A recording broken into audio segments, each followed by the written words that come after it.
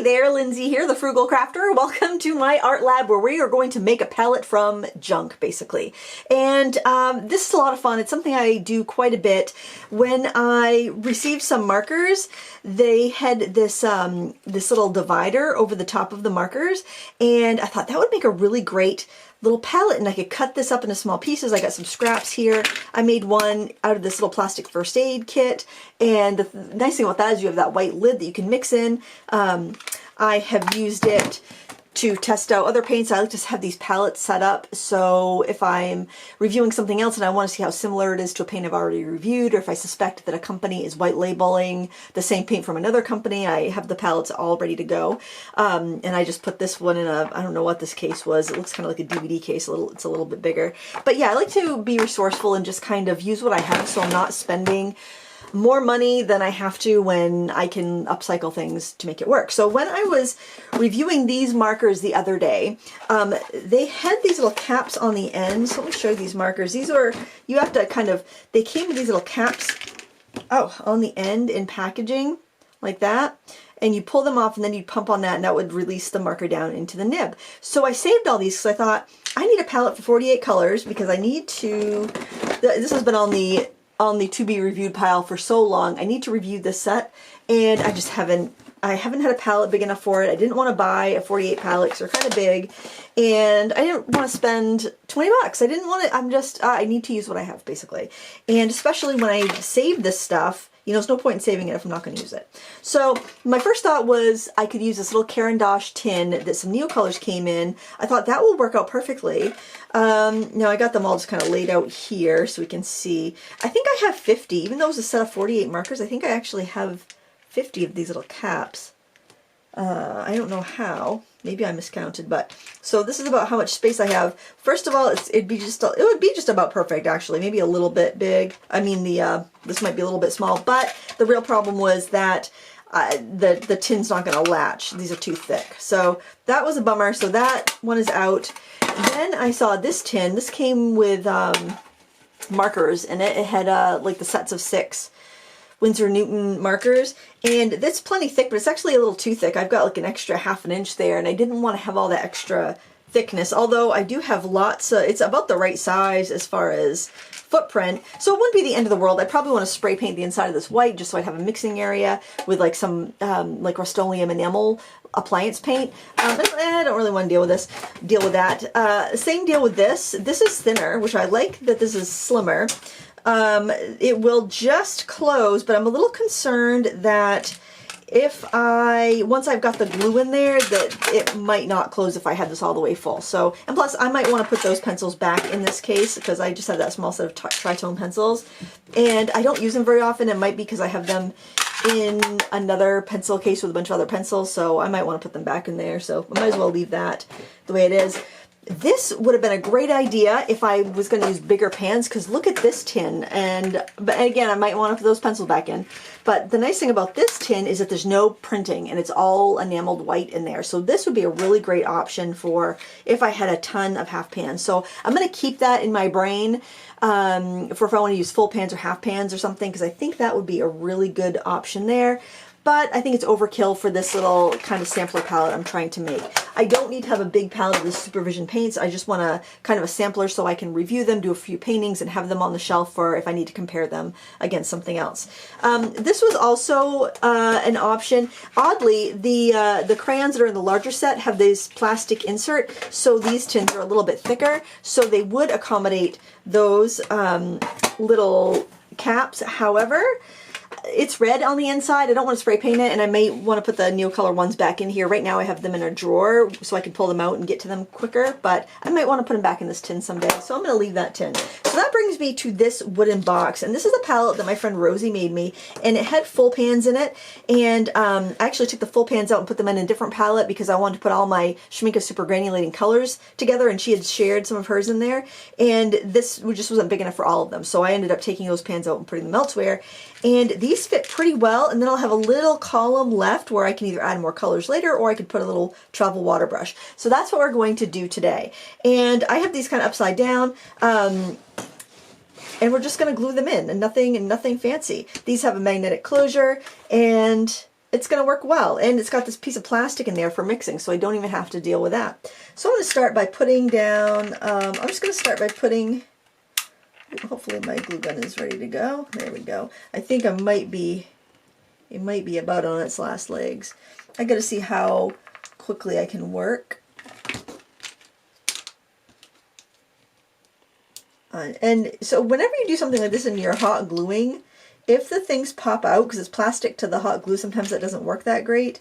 If things pop out, you can always do super glue on top of that. The super glue will bond the plastic to the hot glue.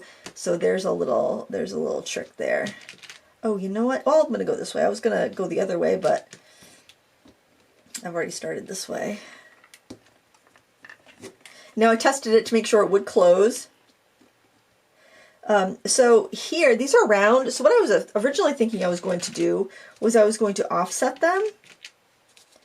But I don't think there's much of an advantage offsetting because it's perfectly, it fits 1, 2, 3, 4, 5, 6, 7, 8 perfectly. So I think I'll just try to keep them lined up.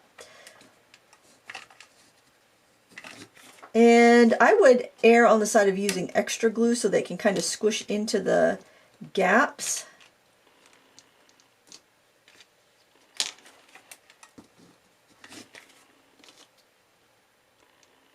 I'm not going to fill these super full, I don't think. I will make a good swatch though, so if I do want to refill it, because I'll only really be able to use a round brush with these, and so I don't want to have, this is probably about a half pan size, like a volume in here, and since I can only use a round brush, I don't want to have it, I don't want to have too much paint trapped in there because I don't think it's the most practical style of pan, but for my purposes where I just kind of need a sample palette. Now, if you wanted something for a larger brush and you had fewer colors, I would use plastic bottle caps, like save the bottle caps that come on your water bottle. They have those shallow ones now that would be nice, but even just regular plastic, white plastic water bottle caps would be perfect. Gatorade bottle caps, anything like that would be ideal for making a palette that you could put a wider brush. I think shallower and wider is a little bit better because it's easier on your brushes. But for this, this would be great for a little, if you're doing like a little locket palette or a little watch style palette, something where you want to get quite a few colors and you want to hold quite a bit of paint in a small area. And I know a lot of painters like to just paint in small sketchbooks. So just being able to use like a number 8 round is all they need. I mean, I can do a lot with a number 8 round. So I get that. And it's not a bad thing if the plastic from the caps melt a little bit, because it'll just help them assimilate a little bit better. If you want to be really fastidious about this, you could glue on the edges too, but that's probably overkill. But I figured, well, you know, I can always yank these out if I don't like this idea. And if I do love it, then I've just saved myself 20 bucks on having to buy a 48 palette, and I've saved this plastic from the landfill, because these are microplastics, baby. These are small little bits of plastic. These are choking hazards for wildlife. Now I have a mega plastic in this palette where it can actually be useful, because, I mean,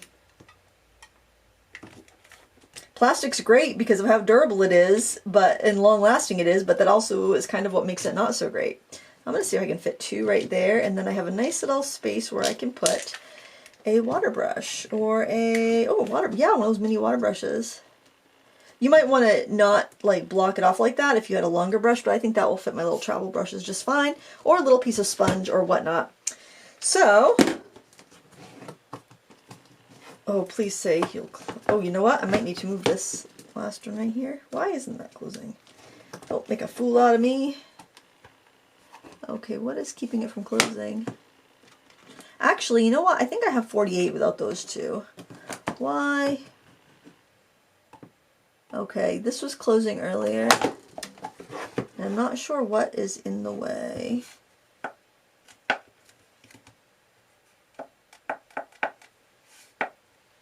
think it's something.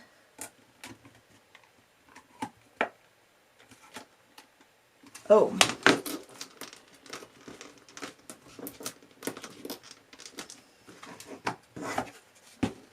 Goodness, what's going on there? Okay. I think I just had those maybe, you know what I'm going to do? I don't know if this is a great idea, but I am going to try to melt them over a little bit.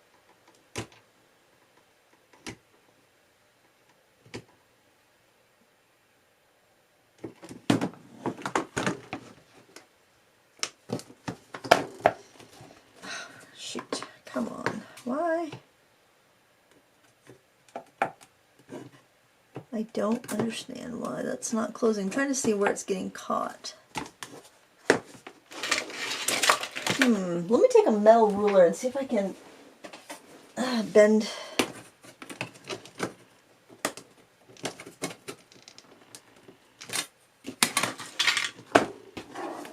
What the heck is going on? Is it just one little piece that's catching it? I think it might. Let me just yank this one out and see if it's that guy. Are you the troublemaker? Let's see. Nope. What the heck? Hey, look at that. All right, let's. Well, that's kind of handy.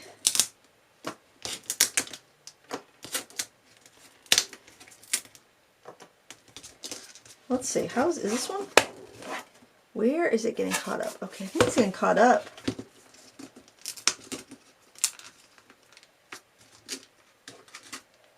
Maybe, because when I first laid it out, I had them all along one edge, like one of the side edges, so maybe that's where I'm having some issues. So let's,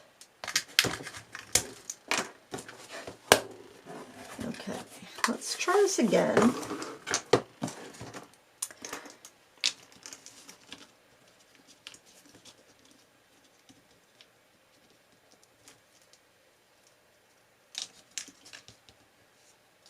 Maybe I just need to be in a little bit. What the heck? No, it's catching on that side. What is it?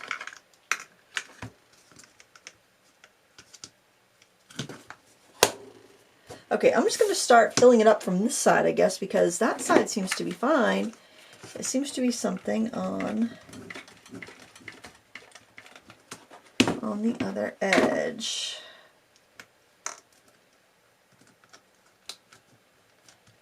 I'll test it though after I get this glued down to make sure that, okay, that's closing. Get that little guy in there. I also had them tessellated, so maybe that's why. Tessellated means I had them kind of every other row short. Does that make sense? But I kind of like how that fits. Let's just try that. Okay. When at first you don't succeed, see if the loser gets anything.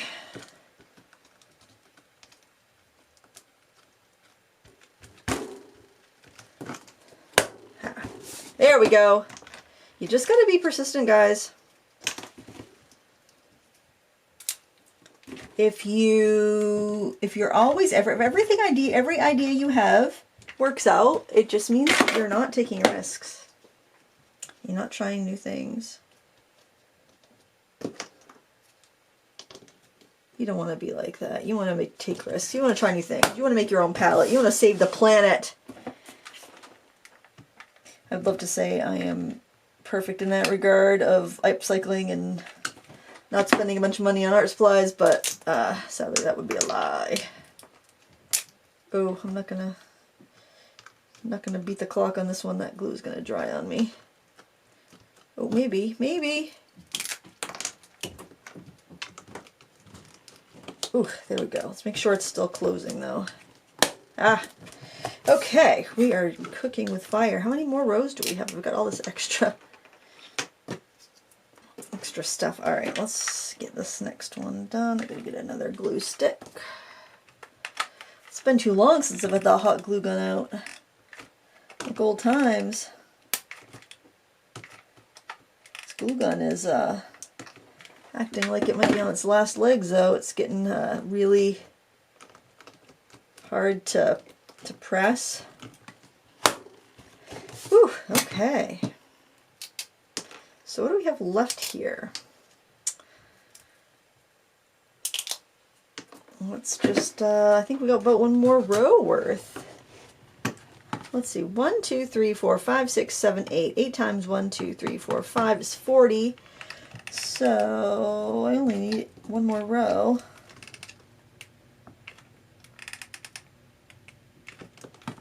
And I shouldn't have put all that down at once because I'll have to play beat the clock here. It's funny that they would be fine going in one way but not the other way. Mysteries of palette building, I guess. Okay, so that's 48. Look at that. Look at that. Yeah, if you wanted to be really mini, you could do like a couple little big bottle caps. And you could have like little water pots. But look at that. That's going to work out just fine for what I need. I don't know if I guess I don't really need to put those other caps in there. Because I only have 48 colors and I need to test. So I think that I'll just leave it like that, and then I will make my little palette. So there you have it. I've got room for a sponge or folded up paper towel, a travel brush, or a little mini water brush or two. That's going to work out just fine. So there you have it, my DIY palette. Look around your house, see what you have. Bottle caps, plastic packaging, little blister packs that pills or gum come in. I got the idea of the blister packs from gum from Julie Faith Balzer. She makes a little travel palette out of that works really well. So yeah, just be creative. You know, I think you probably, I don't know, if you're like me, you'd rather spend your money on the art supplies and less on the storage for the art supplies. So just saved 18 bucks. So that's a couple tubes of paint. Anyway, thanks for watching. Please give me a thumbs up if you enjoyed this idea. And until next time, happy crafting. Bye!